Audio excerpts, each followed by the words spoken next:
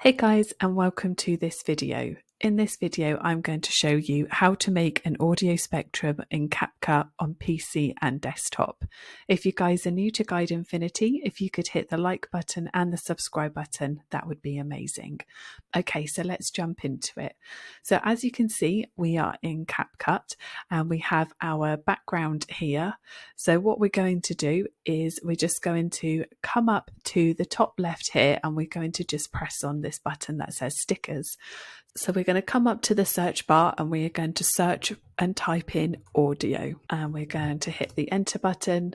And as you can see, what has come up here is the audio spectrum. So what we can do is if we click on the left button on our mouse, hold it down and bring it down to our timeline.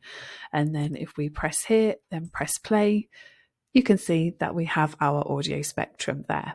So if you want to make the spectrum longer, what you can do is click on it, come to the end, and you can see that these two little arrows come up. Click onto the left button on your mouse, hold it down and drag it all the way along.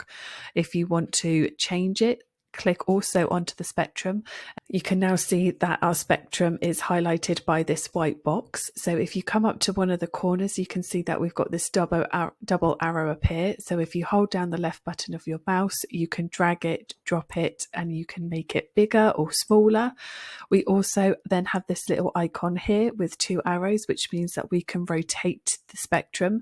So if you hold the left mouse on your button down, and then you can rotate it to the side however you want to, and then you can get creative with your designs in CapCut.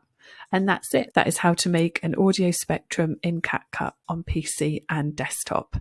Thank you so much for watching this video, guys. I hope you found it helpful and useful. If you could hit the like button and the subscribe button, that would be amazing. Any questions or comments, if you could type them below in the comments section, that would be awesome. And I'll catch you guys in the next one.